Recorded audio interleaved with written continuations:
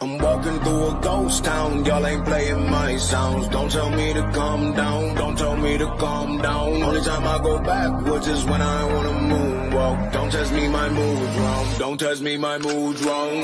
We are who we say that we are. Yeah, we're lost in the stars, and it's all from the start.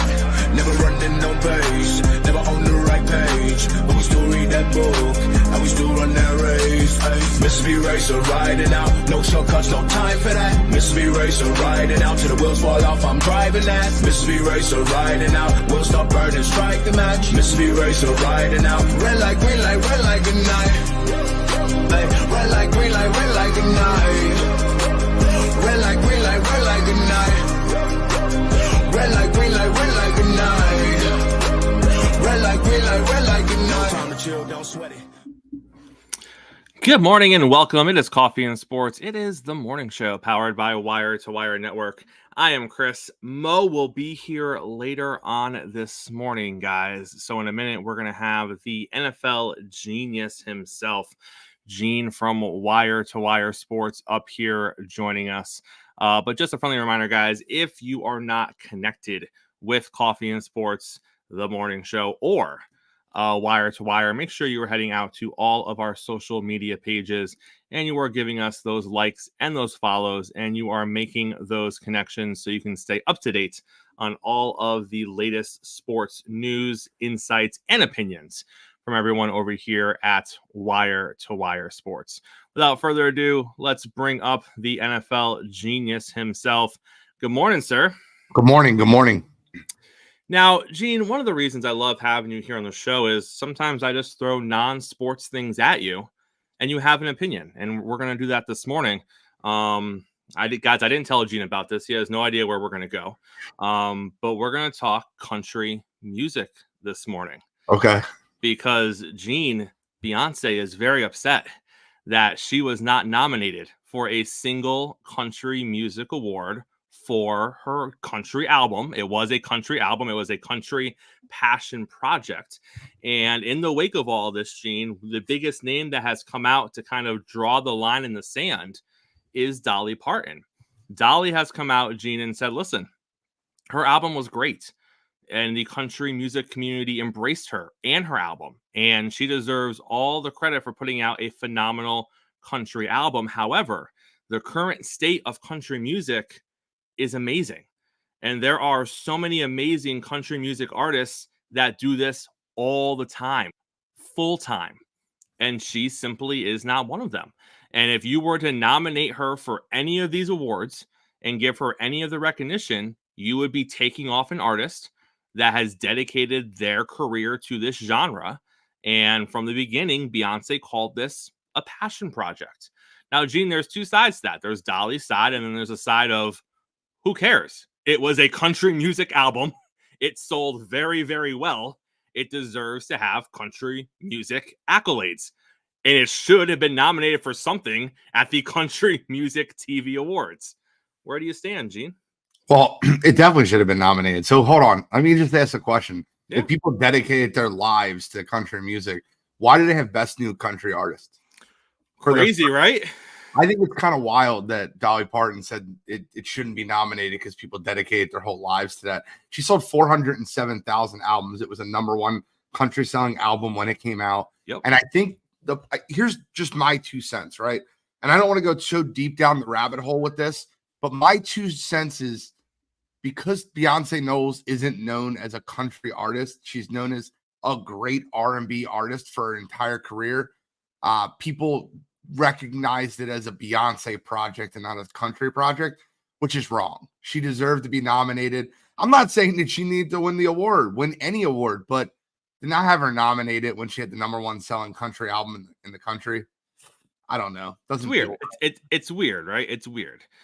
We got Mo coming in with us this morning. Good morning, partner. Yeah, it all looks the same. Now it looks normal. Good morning. Now it looks how it's supposed to look. Gene, let's start out with this. I don't know why the sky is falling in Pennsylvania. The Pittsburgh Steelers are 2-0 with literally no quarterbacks on their roster. And the Philadelphia Eagles are one Saquon Barkley catch away from beating two teams that are predicted to win their divisions this season. But for some reason, the sky is falling in Pittsburgh when one team should not be 2-0 at all, and the other team was literally a drop pass away from being 2-0 against two really good football teams. Help me make sense of it, because I thought we were good. I thought, yeah, it sucks to lose, but I didn't walk away from that Philadelphia Eagles game being like, this is terrible. I can't. The thing that bothers me, and one of the things that is toughest for me in sports media, is being able to try to give logical answers to illogical people. It's very tough to do that. And, you know, in a lot of situations when you watch that Philadelphia Eagles game, there's a lot of things they need to clean up. Their run defense was very poor. They were not getting a pass rush. But all in all, you were in a position to win the football game. And the Atlanta Falcons have a top 5 offensive line, and they're a very good football team also. And you had a chance to win the football game, and you threw a play that is, the ESPN Power Index, 96% chance of completing the pass in that scenario. I'll take those odds any day of the week. Saquon Barkley dropped the ball. We're on to next week. I don't think that there needs to be a mass panic. I do think that Philadelphia Eagles need to clean some things up, but I think they'll be fine. I don't think there's any issue there. Now, when you come to the Pittsburgh Steelers, when you say there's not a quarterback on the roster, and maybe that's a Pittsburgh thing, maybe that's your opinion thing, I think Justin Fields played really well, and I think he's played well the first 2 weeks of the season. They're not scoring at an alarming rate, but George Pickens had 3 plays called back that were really big plays, that were great throws, particularly one that was one of the best throws I've seen all weekend, when Justin Fields is scrambling to the right, threw the ball 35 yards downfield on Patrick Surtain to George Pickens, dropped it in the basket, and it got called back for an illegal formation, where the left tackle was lined up behind the line of scrimmage. I think both teams should relax and pump the brakes. The Steelers being 2-0 right now versus the Atlanta Falcons and at Denver, they haven't had a home game yet. They won 2 road games in the NFL. You should be elated, especially now that the Baltimore Ravens and the Cincinnati Bengals are 0-2, and the team that's 1 game behind you, that team doesn't have a quarterback, Deshaun Watson. If I'm a team in Pennsylvania, I'm not upset where we're at. Mo, you and I talked yesterday about what's going on in Carolina with the Panthers. Obviously, Bryce Young has been benched in favor of Andy Dalton. Now, Mo, we speculated a little bit as to why that was. Some more information came out yesterday as far as the head coach having a plan, and the speculation. Mo's already making faces down there. All those plans in Carolina, Mo. The head coach having a plan and needing to be able to, quote, sell his quarterback to the team. Now, Mo, we're only 2 games into the season, and as Gene will say, you have to marry your coach to the quarterback. And obviously, this is not the situation that this head coach, signed on to a year ago. So that could be part of it as well.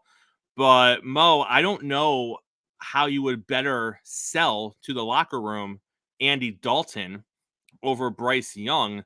I understand Bryce Young hasn't played well. I'm not going to sit here and defend him and say that he has. But at the same time, I mean, if we're selling it to the locker room, I don't know what we're selling. Are we selling wins? Are we selling touchdown? I don't know what we're selling, but I can't imagine the increase from Young to Dalton is that much more, Mo. I think what they're selling is, I guess Andy Dalton is supposed to be like Cap Rooney. He's going to come in there, the veteran quarterback, and guide this offense and make the system work. Like I said yesterday, I'm not the biggest Andy Dalton fan, but is he a better quarterback than I can't remember his name, Bryce Young right now? Yeah, he is.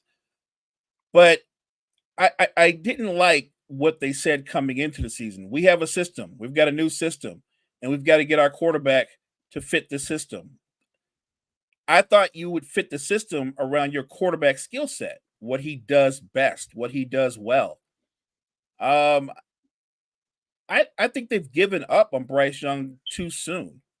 I will say this, though, with the way their offensive line doesn't protect, let Andy Dalton go out there and get knocked upside the head and take some of that beating, because he's going to take a beating. He's going to take a beating. And even though I think he's a better quarterback, obviously, right now. They're not going to result in any wins. They're a bad football team. They're not going to win any games. I don't think that changes anything at all. I wonder, though, you invest all that in Bryce Young. Obviously, watching him play, you can get deflated. You can feel mentally defeated. I'm not sure. What are they doing? Are they going to build him? How do you build him back up?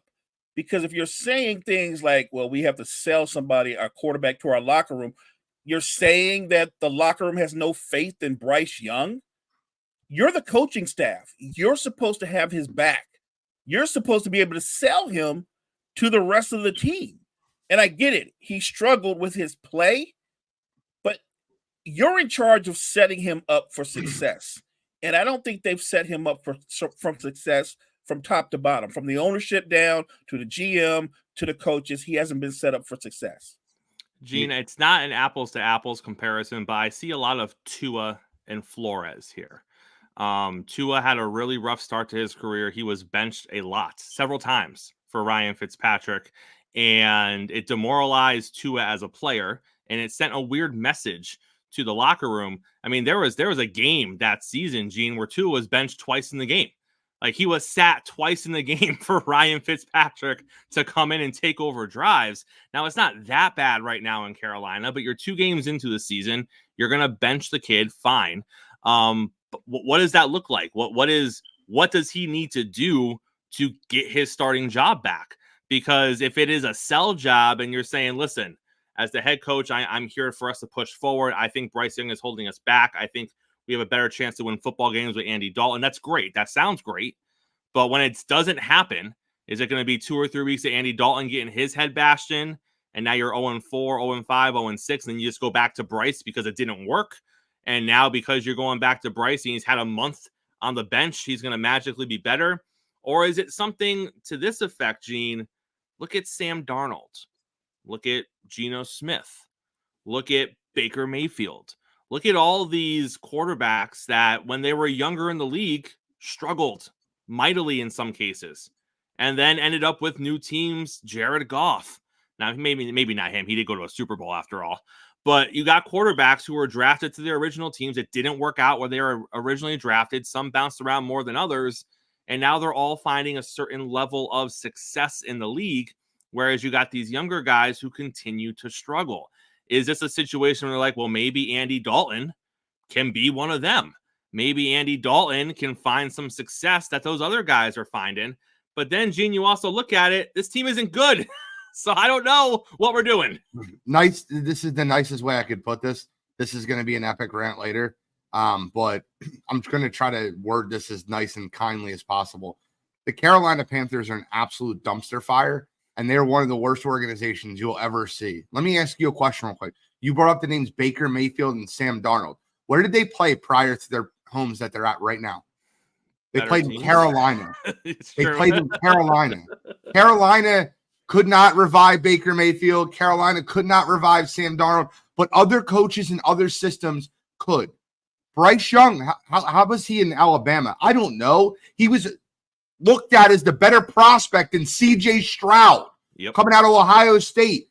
Yep. Carolina brings in Frank Wright, a quarterback guy, brings in Josh McCown, a quarterback guy, to be their quarterback coach. They want to draft C.J. Stroud. You go, no, we like Bryce. We're going to draft Bryce. Carolina fails with Bryce Young. They fire Frank Wright because they didn't believe in Bryce Young. They bring in Dave Canales, a guy that helped Geno Smith here and helped Baker Mayfield. He was part of these revive. They didn't play him any preseason. What are we doing? He's in his second. He played 1 series in the preseason and 2 football games versus, we can argue all we want, but 2 defensive head coaches in Jim Harbaugh and Dennis Allen. Oh, that's it. We said enough. We're going to Andy Dalton. Red Rifle it is. So you basically gave up all those draft picks, all that capital to take a player that your first coach didn't want. Then you brought another coach in. The coach goes, oh, no, we're not building a system for Bryce Young. He has to work within our system. Why did you draft them number 1? If I'm Bryce Young's agent, and if I'm Bryce Young, I am asking for a trade immediately. Get me out of here. What I does don't that care. look like? Release me. What does a trade look like for Bryce Young? Because they're still giving up capital for him. They have to give up a second-round draft pick this year to complete the trade for Bryce Young. Yeah, it's unbelievable.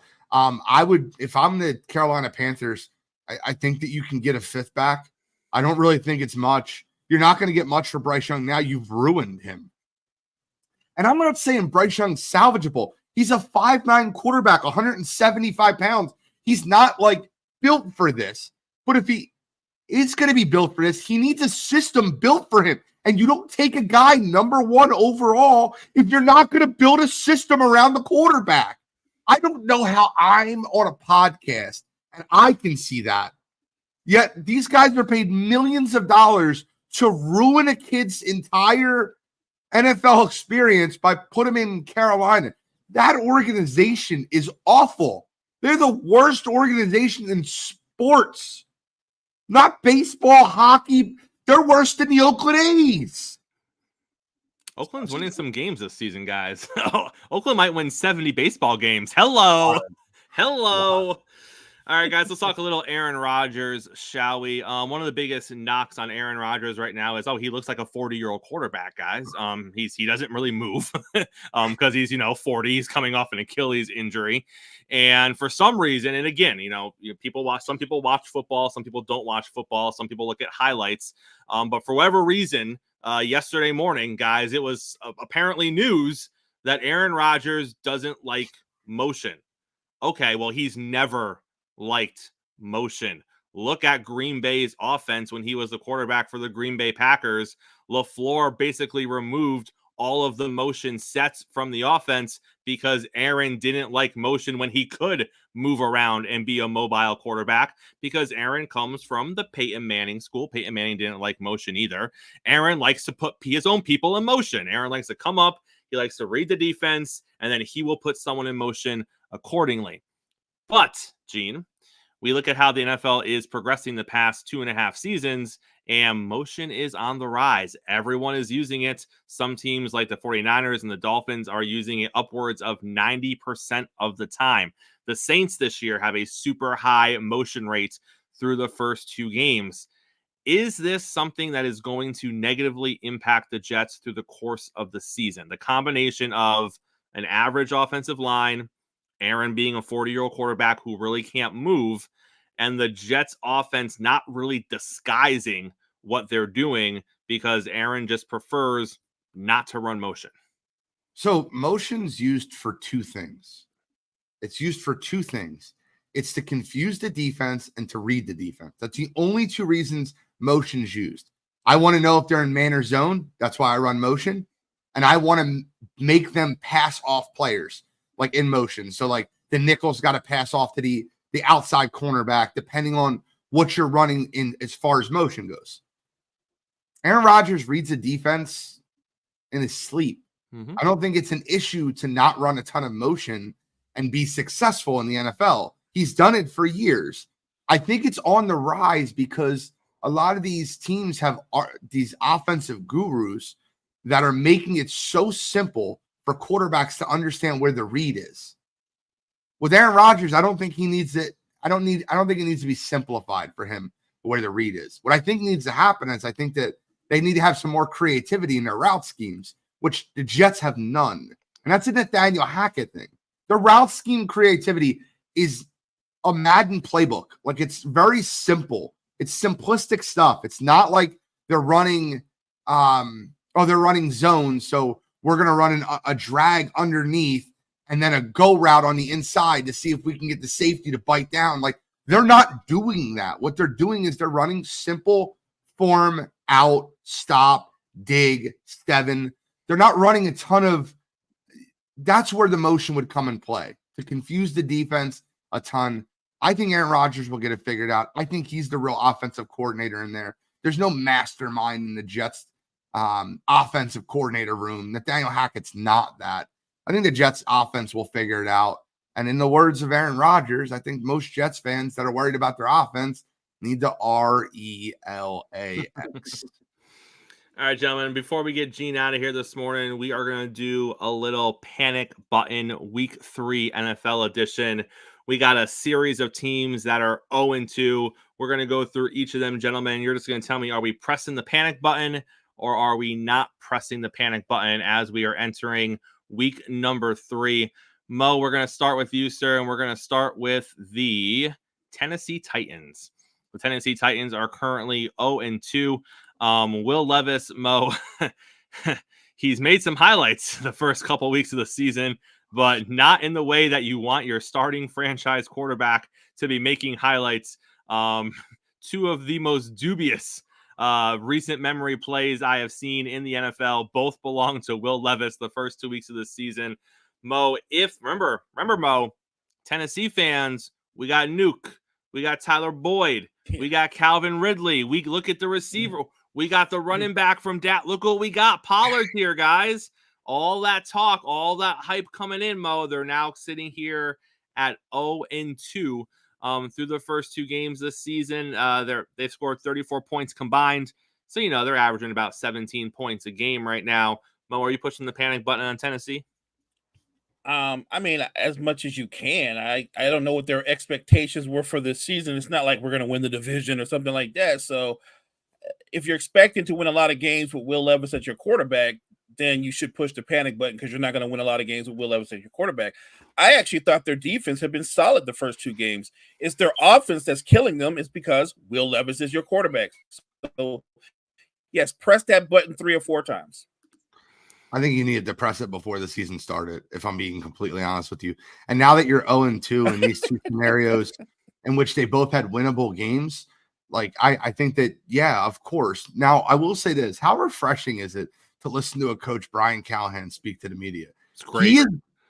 He is by far my favorite. Like, anytime he gets in the media, they ask him a question. He answers that question honestly as hell. What he said about Will Levis for the first 2 weeks has made me laugh so hard. And I didn't think it could get better than last week. If we just punted the ball on 1st and 10, we would have won the game. And then this week he goes, he's an adult. He can handle it. I think everyone knew what I said. It was a stupid play. It was a stupid play last week. It's a stupid play now. I'm dying. I love their defense, though. I will say this, though. The Tennessee Titans, and if anybody's a gambler out there watching this show, the Tennessee Titans -3 is the easiest bet in the entire world this week. I'm telling you right now, this game will be a blowout. Malik Willis at his old team. Tennessee is going to abuse him. Tennessee by 35 this week. I said that. Yeah, you think there's a team out there that knows Malik Willis better than Tennessee Titans? There is not. They know everything this kid can and cannot do, and this defense is going to run roughshod over him. May not be a high-scoring game, but Malik Willis is not going to look great this week, guys. Which, by the way, again, Packers fans, I wouldn't say Malik Willis looked great last week. He had a couple of drives where he looked like a serviceable starting quarterback. And we're all acting like he went in there and he just was Jordan Love 2.0. That was not the case. I'm glad they won, but he didn't go in there and set the world on fire like a Packer fan might want you to think. Gene, the Jacksonville Jaguars, why are we always in this situation with Trevor Lawrence? They are 0-2 to start the season. Are we pressing the panic button in Jacksonville? Of course we are. Where are they playing this week? They're playing at Buffalo on Monday Night Football. Who has them winning that football game? It's going to be a slaughter. Yeah, of course you're pressing the panic button. They had the Miami Dolphins game 1, and they had plenty of opportunities to win that game versus Cleveland at home. They lost both football games. They're 0-2. They should be 2-0 and being able to take this beating at Buffalo and be like, oh, we're 2-1 now. And that would have been fine. They're 0-2. Yeah, the Houston Texans are 2-0. The panic button's been pressed. And not only are they 0-2, but they are not a good-looking 0-2. Lawrence has not played well to start the season off. Christian Kirk has basically been invisible on this offense to start the season off. Evan Ingram is currently injured. Mo, are we pressing the panic button on the Jacksonville Jaguars? Oh, I am. They're playing the Bills. I'm looking at their offense, and they can't sustain drives. Yeah. I wonder, though. We keep waiting for Trevor Lawrence to elevate himself as one of the top quarterbacks in football, and it's not happening. He's not a bad quarterback, but by no measure is he what he was projected to be. They got to play at the Texans after that. So they have the It's Bills and then rough. at the Texans on a short week. They could be Rough. 0-4 before you know it. Let's stay in the division because there's 3 winless teams in this division right now. The other one is the Indianapolis Colts. Mo, you pressing the panic button on the Indianapolis Colts? I am. It's for similar reasons. I've watched the couple of games they've had, and Anthony Richardson. Yes, there'll be a wow moment, but there'll be a lot more moments where you're shaking your head, like, what is he doing? What is he seeing? If you're Jonathan Taylor, he might want to get extra padding. He's going to get beat down this season because every team is playing 8-9 men in the box. They're not afraid of the passing game at all. I think the Colts are going to have a very subpar season.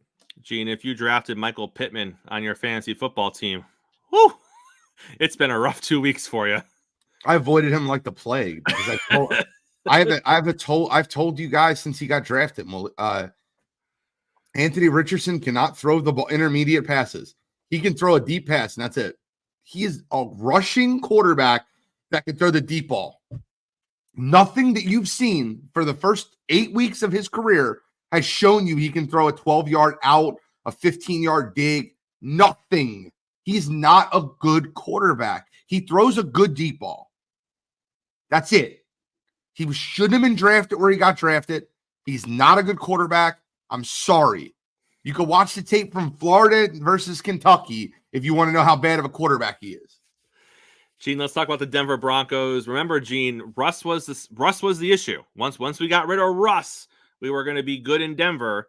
Bo Nix looked good in the preseason, and then we've seen Bo Nix, like we see most rookies, you play against a real defense with starters and an actual scheme, and they start disguising stuff, and Bo Nix looks like a rookie quarterback.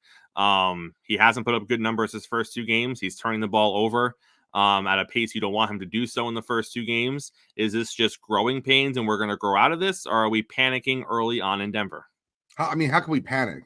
You didn't expect this team to make the playoffs. They're not going to make the playoffs. So I guess you can hit the panic button all you want. Here's the biggest problem I've seen with Bo Nix. He looks a million times better in the 2-minute drill than he looks at the rest of the game. And what is that? That's him playing instinctual versus him trying to understand the offense. Sean Payton needs to simplify the offense and allow this kid to play simplistic. If he turns the ball over, he turns the ball over. Peyton Manning had like 30 turnovers his rookie season. Let the kid play. He doesn't understand your offensive scheme. We understand it's a Drew Brees scheme that Sean Payton's had for years. Let the kid play. In the 2-minute drill, at the end of the first half and the end of the game, he looked really good. And I don't think Bo Nix is going to be awful. He's just not going to look good understanding the concepts that Sean Payton's giving him. Got to understand the game more. Mo, is that ego by Sean Payton? You know it is. It starts and begins with his ego. I'm with Gene. I think Bo Nix is going to be a good rookie. I think he's going to have a solid rookie season. But nobody projected the Broncos to win the division or be even in contention to win the division. They're a bad football team. They're going to lose their share of games. Mo, let's jump up to the AFC North. The Cincinnati Bengals are 0-2. But if you're a Bengals fan, you're saying, but look at the schedule that's coming up. We got some cupcakes rolling in. Are you panicking if you are the Bengals, Mo? I'm panicking because I don't think the Bengals can call anybody cupcakes. They lost to the Patriots. Their defense can't stop the run. Their offensive line can't protect Joe Burrow. Their offenses look sluggish to me.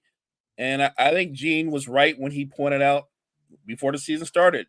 There's something about Joe Burrow, even in the game that he played against the Chiefs where he played better, he still doesn't look right to me. That's got to be a concern. I hope he doesn't walk away from the game premature, but he just doesn't look right to me. Gene, three of their next 4 games, I believe, are Commanders, Giants, and Panthers. They look like the Bengals to me this week versus the Chiefs. I thought they should have won that game if it wasn't a ridiculously stupid penalty on their cornerback, which, by the way, is a penalty. If you're one of those guys that like, oh, the refs are bailing out the Chiefs again. No, don't jump on the guy's back. That's the definition of PI. But no, they look like the Bengals to me. I think that the problem is way more deep-rooted in that organization. Jamar Chase has pushed off extension talks.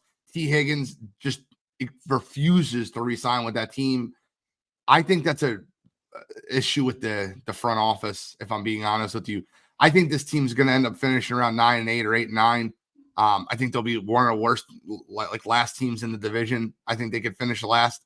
I guess that means panic. I don't know, but I think they'll be fine. I think they'll win 3 out of the next 4, and we'll be talking about the Bengals being a really good football team. But I think it's going to be a Jekyll and Hyde performance all year with Cincinnati.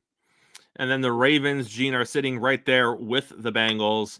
Got to play at Dallas this week too. A toe tap and a winnable game against the Raiders, and they could be 2-0. That's inexcusable, though. You cannot lose that game at home versus the Raiders. And look, now you're going to Dallas. You cannot lose that game at home versus the Raiders. And look, give all credit where credit's due. Antonio Pierce has the Raiders playing hard like I said he would. Brock Bowers looks great. Devontae Adams looks great. Gardner Minshew is playing within the scheme of the offense. The defense is playing hard. You still can't lose that football game at home. If you want to be a Super Bowl contender, you have to be able to beat the Raiders as a 9.5-point favorite at home. I don't think it's time to panic as a Ravens fan. I think they'll be fine. I think they go into Dallas and they beat the snot out of Dallas. But with that being said, I think that they have the most entitled defensive players. Do you hear the comments coming out of Baltimore after these games? Well, especially after the Chiefs game. It's like, if that was their best shot, we're gonna beat them because we played terrible and we almost beat them. Like, shut up. You lost the game. Like, I don't understand. Teams are developing just like you are. And I think that Mike McDonald had that defense playing at another level that they're not at right now. So I wouldn't panic yet. I think the Ravens will be fine because they have so much talent on the defensive side of the ball. But like I said, Derrick Henry is not a great fit for that offense. I called that when they signed him. It doesn't look good. And I'll tell you, there's a running back that they have, young kid, speedster. Forget his name. I don't know how I'm forgetting the name right now, but he looked great last year. Tore his ACL. Keaton Mitchell. That's his name. Yep. When he comes back, I think this offense could be so dynamic. If they lose to Dallas, are we concerned? Yeah, I mean, 0-3 is really tough. I think there's only been 8 teams in the playoff area that went 0-3 and made the playoffs ever. Ever. Mo, you pressing the panic button on the Baltimore Ravens? I am. I didn't think the Derrick Henry signing was a good fit either. Especially when they like to run a lot of RPO. He's not the kind of running back that can run that RPO. He's a one-cut downhill running back, and if you're going to bring him in, then you've got to actually have a package for Derrick Henry. But that being said, if he's going to have a big game over 100 yards, it would be this week versus Dallas. It is weird. It is weird to see Henry line up next to Lamar and take the handoff going left to right, and he's not up to speed, and it looks like he's moving very slow as he's just going side to side. It's weird. It's weird to see. He looks awkward doing it. Obviously, that's not his strength. But what do we know, guys? What do we know? Let's jump over to the NFC. Gene, we got the New York Football Giants at 0-2. They are averaging 12 points a game. 12 points a game right now. But hey, Daniel Jones is developing chemistry with Malik Neighbors. That's what I was told this week, Gene. Chris, did you see the chemistry he's developing? Yeah, I saw him target Neighbors 18 times in that game, Gene, and target the rest of the team 9. If that's what we're going to do the rest of the season, it's not getting better in New York anytime soon for the Giants. The Washington Commanders have one of the worst secondaries in all football. If they're not 32nd, they're 31st. I'm glad that Daniel Jones was able to throw the ball to Malik Neighbors, who is a stud, by the way, for the Washington Commanders. I also think it's countdown time until you see Drew Lock. I think Drew Lock's their starting quarterback by week 5 or 6. That Daniel Jones experiment is over. It is over. The Giants are not going to win 6 games this year. I told you that before the season started. It's not time to panic. It's time to be excited. You want to celebrate if you're a New York Giants fan because the Daniel Jones era is almost over. Celebrate if you're Daniel Jones. Look at the money you stole from that team. Fact. Jesus. Mo, you pressing the panic button for the Giants? If you want to call it panic, I look at it as an opportunity. They're going to be one of the worst records in the league. Better draft pick, more value, right? They need a quarterback. So yeah, press the button, but press it in a joyful way. They got to go play at Cleveland this week. That's not going to be fun. That also might be a 10-6 game, though. Yeah, it might be. Oh, yeah, it will be. Mo, we talked about them a little bit earlier. The Carolina Panthers, they are also 0-2, but Andy Dalton's coming to town now, Mo. Will we see offense with Dalton? Is this we turn an edge here or turn the corner in Carolina? Are you pressing the panic button? Because let's be honest, we thought they're going to be one of the worst teams in the NFL this season. They're going to be one of the worst teams in the NFL this season. Right. I don't know what can we panic about. And what is the bar? Like their offense hasn't done anything. So if Andy Dalton leads them down the field once or twice for a touchdown drive, that is an upgrade. But are they going to win a bunch of games? No, they are not. They're going to be one of the worst teams in the league. That organization as a whole is in disarray. And I'm with Gene. If I'm Bryce Young and my representatives, get me out of here. Get me. I need a fresh start. Get me the hell out of here. Has there ever been a team that like you can change their logo to the face palm emoji? Because that's legitimately what the Carolina Panthers should do. Every time they do something, I go, oh, I mean, the Browns had that stretch before Baker where they were like 1-31 over 2 seasons. But even then, it wasn't. It was just bad teams. It wasn't horrible mismanagement. Let me ask you a question real quick. What is one thing, and I mean this when I say this, one thing you think Carolina is doing well? Do you think they're good at the head coaching position? No, they're general manager, ownership. Like, do you think they're drafting well? Like, what's one thing you could look at that Carolina Panthers team and be excited about? I don't know how people show up to that football game. They don't. I don't know how to get people to show up. Like that's like the process. It's like the 76ers process. That's what it reminds. It's so bad down there. Fans of the other team show up because the tickets are so damn cheap to go to those games. Last year, you could buy a Carolina Panthers ticket for $1.25. Yeah. That is insane. Crazy. Plus more to park. Gene, let's wrap it up with the Rams. I was big on the Rams coming in, but oh my God, you want to talk about decimated by injuries. They lost Puka. They lost Cooper Kupp. I think they lost 3/5 of their starting offensive line right now. Matthew Stafford is getting the crap beat out of him back there because he has no time to throw the football. There was already defensive concerns with this team because they lost the best defensive player in all of football. So defense was already going to be a hiccup. They needed the offense to kind of carry them, and that's not going to happen for the foreseeable future. Well, first of all, Puka Nacua is out on IR. Cooper Kupp is headed towards IR. If that is not panic time, I don't know what is. I don't think the Rams are a bad football team, but I think that this is one of those seasons you got to mail in. You lost your 2 top wide receivers. You just got embarrassed at Arizona. I mean, absolutely embarrassed. This season's over for the Rams. And I'm sorry to say it that way. They're done. They're finished. And I feel bad for Matthew Stafford, but for his health with that offensive line and not having your number 1 or number 2 wide receiver, let's see what we got with somebody else. Let's go sit some down somewhere, because the Los Angeles Rams are just not in a spot that they're going to be able to compete this year. Losing Puka and Cooper Kupp, I'm completely pushing the panic button.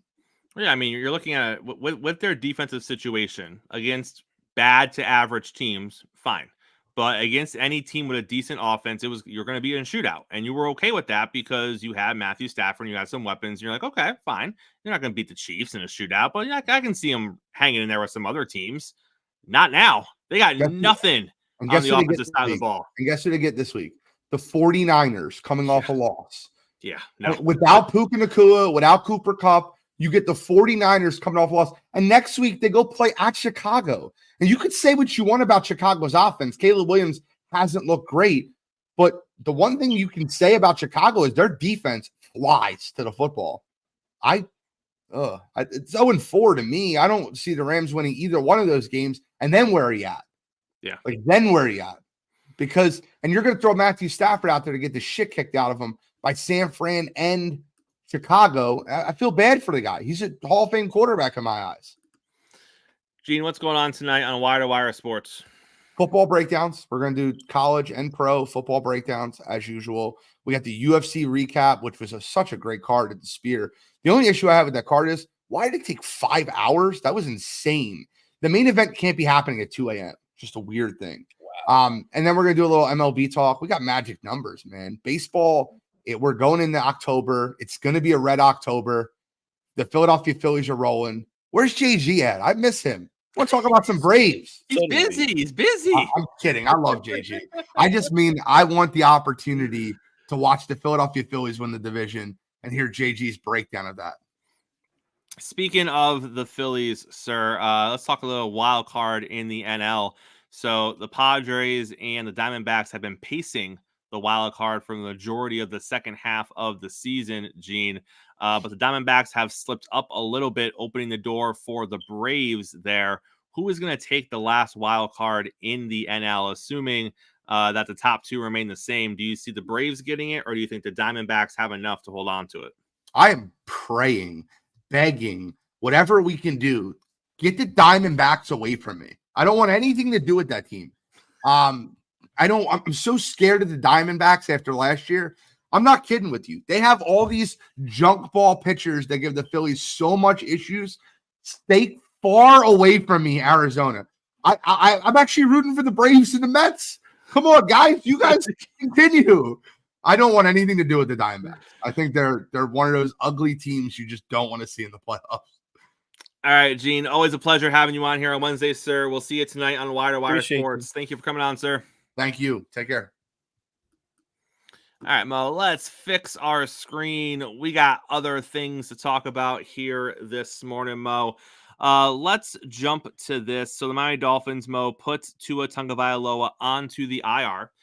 He is going to miss the next 4 games. There is a bye week in there as well, which means that he is not eligible to return to the NFL until week 8. Now, that doesn't mean he's going to play week 8. It just means that the earliest he can return is week 8 because he has to sit out the 4 games on the IR. Mo, do you think that was the right move for the Dolphins, putting him on the IR? Because we don't know. We don't know what his timetable is. He doesn't know what his timetable is. His timetable, he could be ready to go in 3 weeks. He may not be ready to go for 7 weeks. No one knows what his timetable is. We know he wants to play. We know he plans on coming back, and we know he's going to come back when he's cleared and he's healthy and he feels healthy. But the IR does put that minimum restriction on him of he can't come back until week 8. For me, Mo, I look at it and I say, great, let's not talk about Tua till week 8 because there ain't nothing to talk about. Can't come back till week 8. We can after week 7, we can start talking about Tua again as to whether or not we're going to see him. For me, Mo, it's the Dolphins being able to say, listen, we got 4 games without Tua. Let's buckle up. We know he ain't going to be there for those 4 games. Let's go figure out how to win some football games without number 1 under center. I like it from that stance. It takes pressure off the team thinking Tua's coming back. It takes pressure off Tua trying to rush himself back early because let's say Miami loses their next 3 games or their next 2 games. And now maybe you got Tua like, I got to get back there. We're 1-3 right now. I don't want to fall to 1-4. Yeah, I think I can go week 5. He can't do that, Mo. He's on the IR. So I think it's a good move all the way around. I think it's a good move for the Dolphins. I think you should be cautious with Tua. So I like it for his health. Maybe he feels better by in 3 weeks, but not being able to come back to week 8, he's gonna feel great. You know what I'm saying? If he's coming back, if they're erring on the side of caution, I like what they're doing. And look, it's not like this team is devoid of talent. I think you still have playmakers. You're gonna have to win games in different ways. So maybe Tyreek and Waddle don't have a 125-yard receiving game. Maybe they have 60 or 75-yard receiving games. But if you can get the ball to either one of them in space, again, a 5-yard pass could be a 90-yard pass. I think the key is they have to rely and trust those running backs. They have talented running backs. Run the football. Run the football. I think Miami can win in a different way. Hold the fort down. Tua comes back, and then you get rolling on the second half of the season. Tua comes back. Odell Beckham comes back. I'm just saying. There you go. Guys. Mike Tomlin is leaning in to the smoke and mirror routine. He was asked about the team's early success this season being 2-0, even though the scores and the stat sheets don't look great. And his quote is this: "I can't give you all the ingredients to the hot dog. You might not like it." I love Coach Tomlin. They are winning with smoke and mirrors, just like they did last year. I can't say that Justin Fields hasn't been serviceable, but I'll call it serviceable. I don't think he's been great, but he hasn't turned the ball over, so he's not losing games, and he's making just enough plays where the offense is moving the ball down the field. I'd like to think of it, if I'm a Steelers fan or in that coaching staff, he can get better as we go along in this season. Maybe he'll get more confidence in his ability to react and read defenses. But look, we've seen the Steelers get into the playoffs with far worse quarterback play.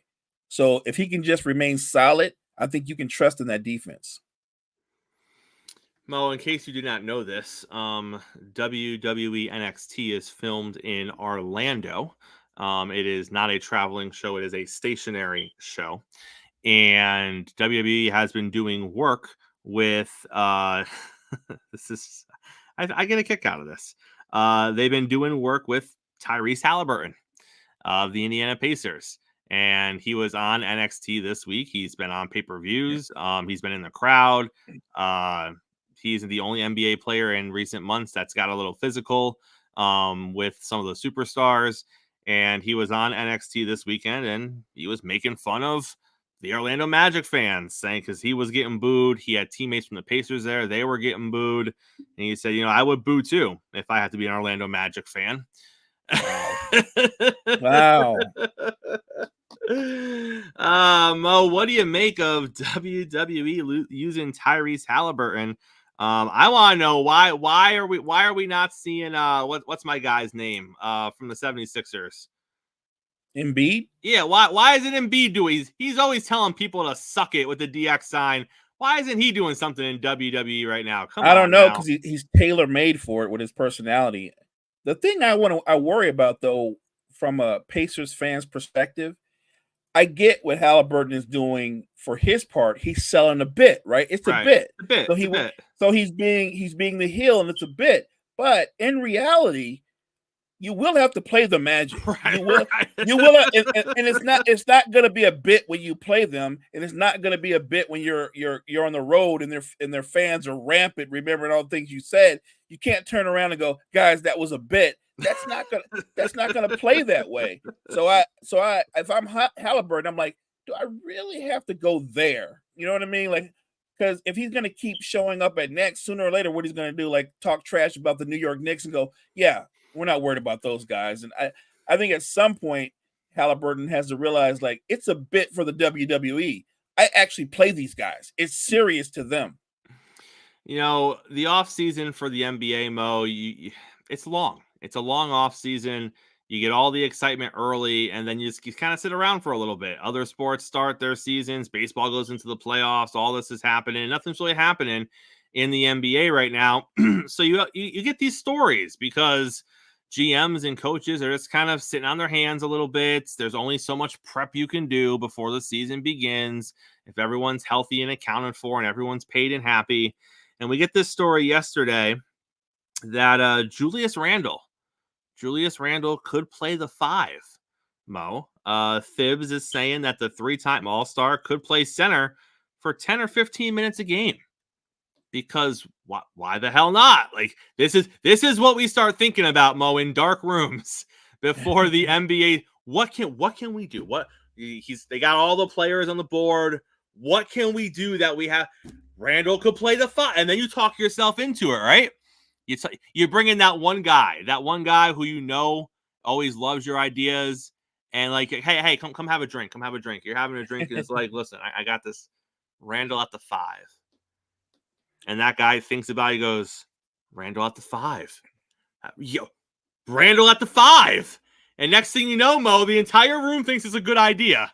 Should Randle be playing the 5 for 10 or 15 minutes a game? So 10 or 15 minutes is a long time. It is in an NBA game. What I would say is against certain matchups, sure, you can play him at a small ball 5 because beyond Joel Embiid in the Eastern Conference, are there any great centers in the Eastern Conference? No. The answer would be no. They're not even a lot of great power forwards in the Eastern Conference once you get past Giannis. Most teams now, Chris, they don't even play with power forwards.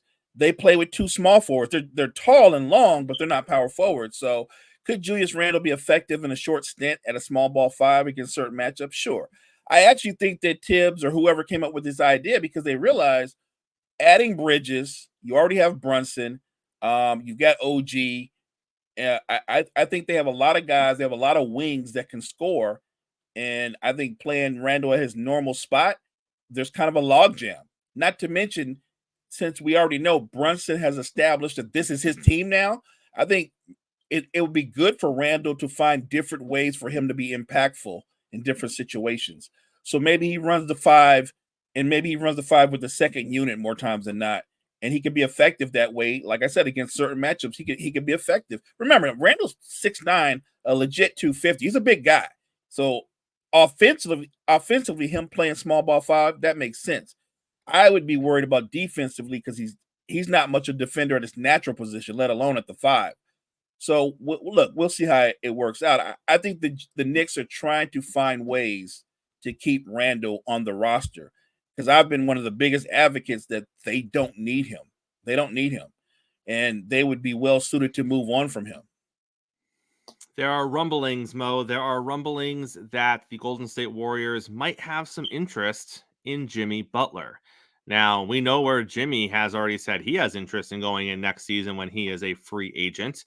But there's always the possibility, Mo, that Jimmy doesn't make it through the season as a member of the Miami Heat. If the Heat know he's going to walk away at the end of the season and the Heat aren't very good or they're not where they want to be or they don't think they're going to be very competitive come playoff time, it's possible the Heat could potentially trade Jimmy Butler. So let's just throw it all out there. If Jimmy Butler were to find his way to the Golden State Warriors at some point this upcoming season in a trade, what would that do for the Warriors for a second half run of this upcoming season? I think they could make the playoffs. I'm not going to say anything crazy like that makes them title contenders. I don't think I wouldn't go that far. But would it make them more relevant, more of a threat? Sure. Because I'm thinking of what you could do with Steph, Draymond, Kuminga, add Jimmy buckets. It would give you a versatile lineup. It would give you another scorer, not to mention another high-level defender. That could work out very well. On the flip side, Chris, you know how this works. Draymond's a very volatile personality. Yep. Jimmy Butler's a very volatile personality. He's not going to go for the Draymond getting in his ear, yelling or acting. There's going to be none of that. That won't last long at all. So on paper, it looks good. I don't know how it plays out on the court and more importantly in the locker room because Jimmy's not a rah-rah guy and he's definitely not into that confrontation. I don't see how him and Draymond would even work. I would take the under before Jimmy Butler wants to choke Draymond Green. The crazy part is we think it's a good idea because it would make the Warriors more formidable. Jimmy seems hell-bent on going to the Brooklyn Nets. And I don't understand it. Nobody understands it. I don't get the master plan, but it does prove once again Jimmy's a different dude. Because it's not like once I get to the Nets, conference finals. You go to the Nets, you're on a lottery team for a couple of years. Maybe he just likes the uniforms. Maybe he wants the Nets. Like, I don't know what it is. Like, he is a different dude. Maybe he's like, I'm going to look good in Brooklyn colors, guys. I want to look good in my last few seasons. I don't know, Mo. I will say this, too. If they can't work out an extension, like I don't think they will be able to, you know what I know? Pat Riley's not going to play that game. Come the trade deadline, Pat Riley's like, so Jimmy's really not going to sign an extension. Jimmy will be gone. Highest offer. Right. It might just be a rental, but Pat Riley's not going to let you walk away for nothing. Let me ask you this before we get out of here, Mo. Who's better, the Heat with Jimmy Butler or the Warriors with Jimmy Butler? Well, actually, because of the Eastern Conference, I think the Heat are better with Jimmy Butler. They're more of a threat. in the Western Conference. You see how loaded it is. I don't think right now, today, I don't think Golden State's better than San Antonio. Ooh, that's fair.